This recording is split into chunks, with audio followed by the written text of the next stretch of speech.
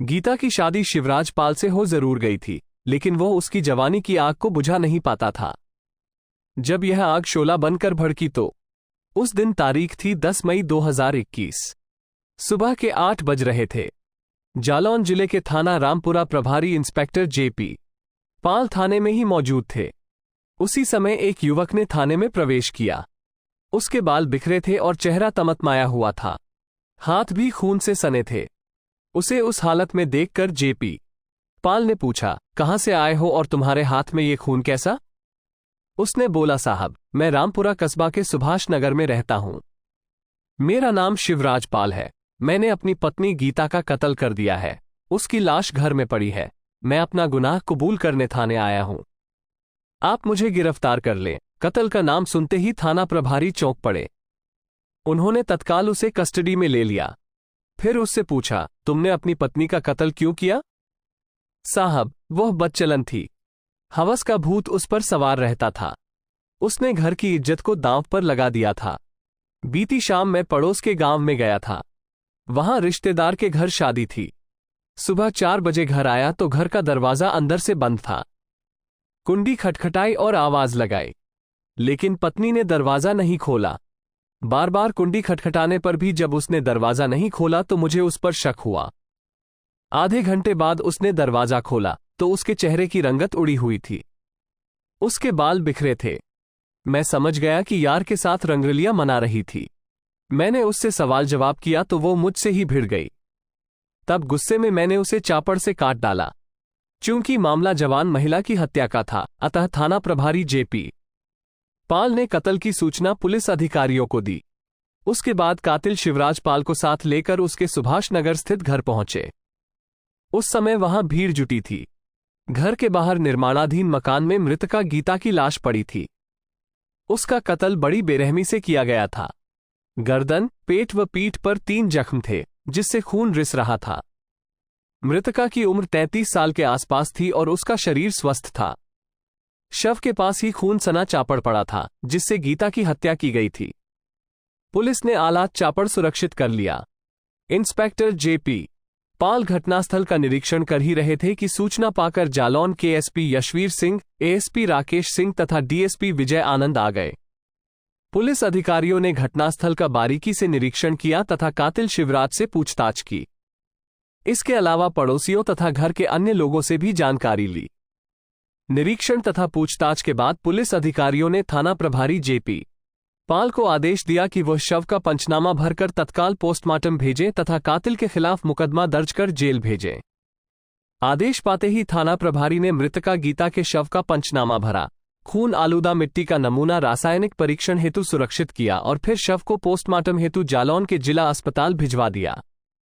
चूंकि पत्नी के कातिल शिवराज पाल ने हत्या का जुर्म कबूल कर लिया था और आला कत्ल चापड़ भी बरामद हो गया था, अतः थाना प्रभारी जेपी पाल ने स्वयं वादी बनकर भादवी की धारा 302 के तहत शिवराज पाल के खिलाफ रिपोर्ट दर्ज कर ली तथा उसे न्याय सम्मत गिरफ्तार कर लिया। पुलिस जांच में पति द्वारा बदचलन पत्नी की हत्या करने की सनसनीखेज घटना प्रकाश में आई। उत्तर प्रदेश के जनपद जालौन के कालपी कस्बा निवासी राजेश पाल की सबसे छोटी बेटी थी गीता। गीता से बड़ी 2 बहनें थीं। उनका ब्याह हो चुका था। गीता अपनी दोनों बहनों से ज्यादा खूबसूरत थी। युवावस्था में कदम रखते ही उसकी सुंदरता में गजब का निखार आ गया था। यौवन के बोझ से लदी जब वो घर से गुजरती तो युवक उसकी अदाओं पर मर मिट जाते थे। गीता को पाकर शिवराज भी फूला नहीं समा रहा था। सुहागरात को उसने बीवी का घूंघट उठाया तो गीता का हसीन चेहरा अपलक निहारता रह गया। सांचे में ढला गीता का शरीर इतना मादक था कि शिवराज सब्र न रख सका। वो बीवी के नाजुक अंगों को इस तरह चूमने लगा जैसे अंधे के हाथ बटेर लग गई हो। फिर वो बिना बीवी की भावनाओं को जगाए उसके शबाब के सागर में उतर गया। जल्दबाजी का परिणाम ये हुआ कि गीता को अभी कामना के झोंकों ने छुआ ही था कि शिवराज के यौवन के पेड़ से झझरा कर पत्ते गिर गए। गीता के सारे सपने रेत के महल की तरह ढह गए। शिवराज तो तृप्त हो गया, लेकिन गीता अतृप्त ही रह गई। आने वाली अगली रातों में भी ऐसा ही होता रहा। गीता का बदन शीतल ही पड़ा रहता और शिवराज तब तक हौंफ चुका होता। इससे गीता समझ गई कि पति उसके तन की प्यास बुझाने के काबिल नहीं है। समय धीरे धीरे आगे बढ़ने लगा। शिवराज की बाहों में गीता खुद को आधा अधूरा ही पाती थी। इसी तरह दिन बीतने लगे। इस बीच एक के बाद एक गीता ने 2 बेटों अनुज और वरुण को जन्म दिया। बच्चों के जन्म के बाद घर का खर्च बढ़ा तो शिवराज को उनके पालन पोषण की चिंता सताने लगी। वो कस्बे में रहकर वो खेती बाड़ी करता था। उसकी आमदनी बहुत कम थी। खेती किसानी के बलबूते वो मनचाही जिंदगी नहीं जी सकता था। वो चाहता था कि कस्बे के अन्य युवकों की तरह वो भी शहर जाकर पैसा कमाए। शिवराज पाल का एक रिश्तेदार राजू दिल्ली स्थित मदर डेयरी में काम करता था। एक बार राजू जब घर आया तो शिवराज ने उससे अपनी नौकरी लगवाने की बात कही। राजू अपने साथ उसे ले गया और मदर डेयरी में मजदूर के तौर पर उसकी नौकरी लगवा दी। शिवराज 10,000 रुपये महीने में कमा लेता था। अपना खर्चा निकालकर 5,000 रुपये हर महीने बचा लेता था। ये पैसा वो गीता के हाथ पर रख देता था। इन पैसों से गीता बच्चों की पढ़ाई तथा घर का खर्च चलाती थी। गीता भी अब खुश थी, लेकिन उसे यह आधी अधूरी खुशी महीने 2 महीने में सिर्फ 2 से 3 दिन ही मिलती थी। शिवराज महीने 2 महीने में 2 से 3 दिन के लिए ही घर आता था। वे 2 से 3 रातें ही गीता को पति की बाहों में मचलने को मिलती थी। उन रातों में भी शिवराज ठीक से उसके शरीर को शीतल नहीं कर पाता था। एक तो पति से मिलने वाला आधा अधूरा सुख, दूसरा लंबी जुदाई। गीता का मन बहकने लगा।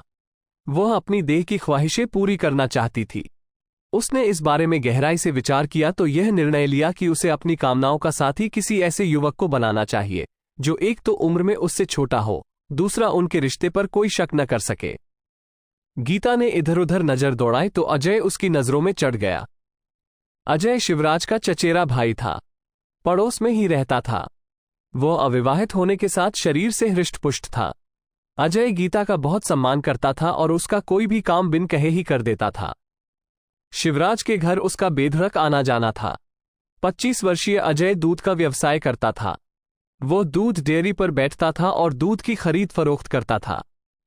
इस व्यवसाय से उसे अच्छी कमाई थी। वो बनसंवर कर रहता था और खूब खर्च करता था। गीता के बच्चे भी उसके साथ हिलमिल गए थे।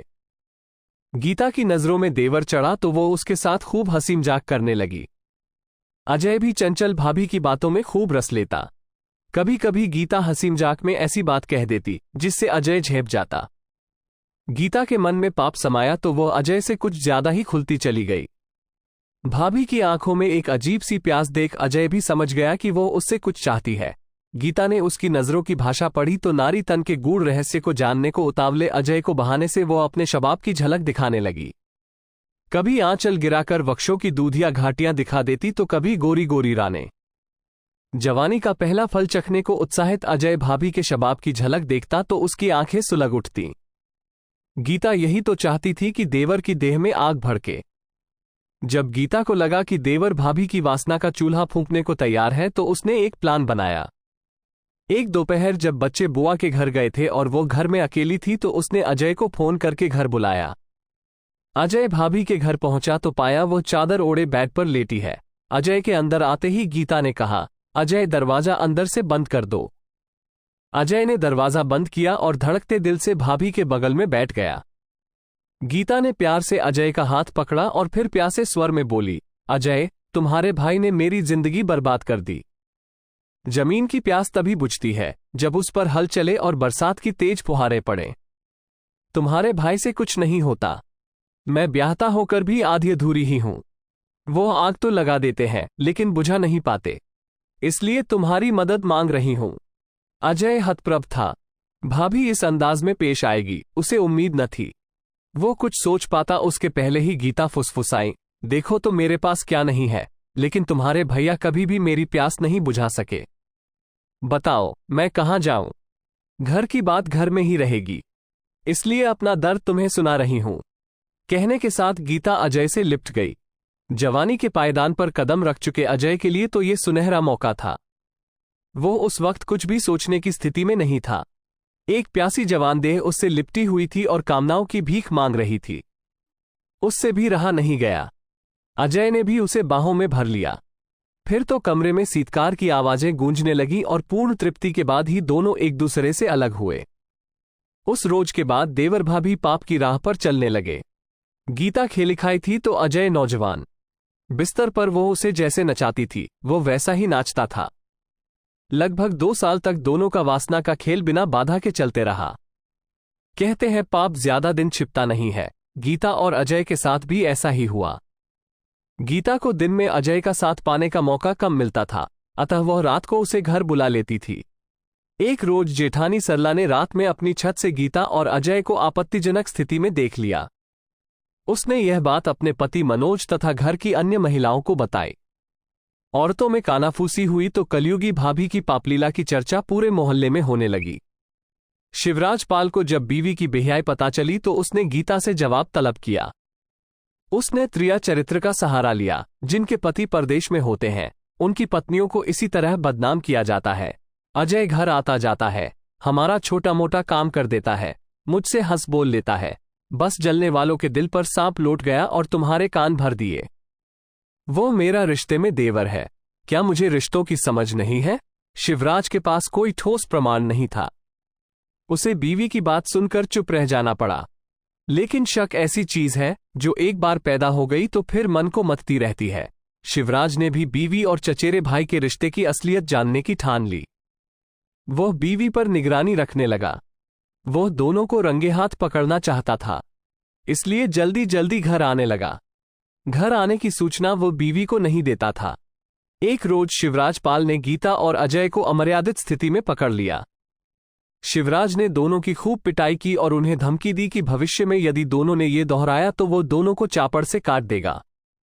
उस वक्त जान बचाने के लिए दोनों ने माफी मांगते हुए शिवराज को वचन दिया कि वे आइंदा गलती नहीं करेंगे। वासना की लत ऐसी लत है जिसके लिए इंसान किसी अंजाम की परवाह नहीं करता। शिवराज पाल की इस धमकी का न तो गीता पर असर पड़ा और न ही अजय पर। हाँ, इतना जरूर हुआ कि अब दोनों मिलन में सावधानी बरतने लगे। दिन के वक्त अजय ने गीता के घर जाना बंद कर दिया था ताकि पास पड़ोस के लोगों को शक न हो।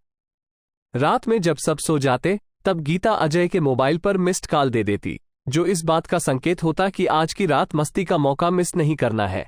अजय दबे पांव भाभी के घर में पहुंच जाता, फिर सारी रात भाभी की वासना का चूल्हा फूंकता रहता। इसी बीच गीता के जेठ मनोज को भी उसकी बदचलनी की जानकारी हो गई।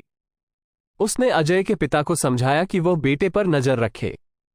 अपने छोटे भाई शिवराज से भी कहा कि अगर बीवी को सुधारना है तो वो नौकरी छोड़कर घर आ जाए या गीता को अपने साथ दिल्ली ले जाए। आग और फूस साथ रहेंगे तो अनीति की आग लगेगी ही। लेकिन शिवराज की मजबूरी यह थी कि न वह नौकरी छोड़ सकता था, न बीवी को साथ ले जा सकता था। वो समझ चुका था कि गीता ने देवर से अपनी यारी नहीं छोड़ी है। जब भी वो घर आता, बीवी का मोबाइल चेक करता। उसमें उसे अजय की कॉल या मैसेज नजर आ जाते। गुस्से में आकर एक रोज शिवराज ने बीवी का मोबाइल ही तोड़कर फेंक दिया। फिर उसे साफ शब्दों में चेतावनी भी दे डाली, सुधर जा, वरना अंजाम अच्छा न होगा। जेठ तथा पति की पाबंदियां बढ़ी तो गीता का प्रेमी से मिलना बंद हो गया। वो मिलन के लिए छटपटाने लगी। उधर अजय भी भाभी की बाहों में बंधने को तरसने लगा था। वह भी तड़प रहा था। अब तक शिवराज के दोनों बेटे 8 और 10 साल के हो चुके थे। शिवराज बच्चों को बेहद प्यार करता था। दोनों बेटे कस्बे के स्कूल में पढ़ने भी लगे थे। बड़ा बेटा तेज दिमाग का था। वह पिता को घर में आने जाने वालों के बारे में जानकारी देता रहता था। बड़े बेटे ने शिवराज को जानकारी दी थी कि अजय चाचा अक्सर घर आते हैं। आते ही वो हमें घर के बाहर भेज देते हैं। जाने से वो इनकार करता है तो पैसों का लालच देकर घर के बाहर कर देते हैं और दरवाजा बंद कर लेते हैं। बच्चे तो अनजान थे, लेकिन शिवराज जानता था कि बंद दरवाजे के भीतर गीता और अजय क्या गुल खिलाते थे। 2 मई 2021 को शिवराज पाल एक हफ्ते की छुट्टी लेकर दिल्ली से अपने घर आ गया। दरअसल पड़ोसी गांव रैपुरा में शिवराज पाल के रिश्तेदार संजय पाल की बेटी रोशनी की 9 मई को बारात आनी थी। इसी शादी में उसे शामिल होना था। वो छुट्टी लेकर घर आ गया था। शिवराज के आ जाने से गीता और अजय का मिलन बंद हो गया था। यहां तक कि उनकी मोबाइल फोन पर भी बात नहीं हो पाती थी। गीता पति की सेवा में ऐसी जुटी रहती थी जैसे वो बहुत बड़ी पतिव्रता हो। हालांकि मन ही मन वो पति से कुड़ती थी। उसे शादी के 1 सप्ताह पहले पति का घर आना अच्छा नहीं लगा था। 9 मई 2021 की शाम 5 बजे शिवराज पाल सज-धज कर शादी में शामिल होने पड़ोसी गांव रैपुरा चला गया। पति के जाने के बाद गीता ने घर का काम निपटाया, फिर रगड़ रगड़ कर स्नान किया। इसके बाद सजे संवर कर उसने अजय को फोन किया। देवर जी, आज मौजमस्ती करने का अच्छा मौका है। तुम्हारे भैया शादी में शामिल होने रैपुरा गांव गए हैं। अब वो कल ही आ पाएंगे। आज की पूरी रात हमारी है। हम दोनों बिस्तर पर खूब धमाल मचाएंगे। रात 10 बजे तक घर जरूर आ जाना। मैं जरूर आ जाऊंगा। तुम्हारी बाहों में मचलने के लिए मैं कई हफ्तों से तड़प रहा था। गीता की नंद शिवानी सुभाष नगर मोहल्ले में ही अपने पति के साथ रहती थी। बच्चे मिलन में बाधा न बने, इसलिए वो अनुज व वरुण को उनकी बुआ के घर छोड़ आई। बहाना बनाया कि उसकी तबीयत खराब है, उसने खाना नहीं बनाया और बच्चे भूखे प्यासे हैं। रात 10 बजे अजय बनसंवरकर गीता के घर पहुंच गया। गीता उसका ही इंतजार कर रही थी। मौका अच्छा देखकर अजय गीता से छेड़खानी करने लगा, फिर उसे कमरे में ले आया। दोनों के पास अच्छा मौका था। अजय ने दरवाजा बंद किया, फिर गीता को बाहों में भर लिया। दोनों कई सप्ताह से मिलन नहीं कर पाए थे। गीता लता की भांति अजय से लिपट गई। चरम सुख प्राप्त कर दोनों निढाल होकर सो गए। इधर शिवराज पाल को सवारी का साधन मिल गया तो वो उससे सुबह 4 बजे ही घर आ गया। उसने दरवाजे की कुंडी खटखटाई तो गीता ने दरवाजा नहीं खोला। कई बार कुंडी खटखटाने के बाद भी जब दरवाजा नहीं खुला, वो दरवाजा तोड़ने ही जा रहा था कि भड़ाक से दरवाजा खुला। सामने पति को देखकर गीता का चेहरा पीला पड़ गया। वो बोली, आप कुंडी खटखटा रहे थे? मैं तो गहरी नींद में थी। गहरी नींद सो रही थी या फिर यार के साथ रंगरलियां मना रही थी? शिवराज ने गुस्से से पूछा।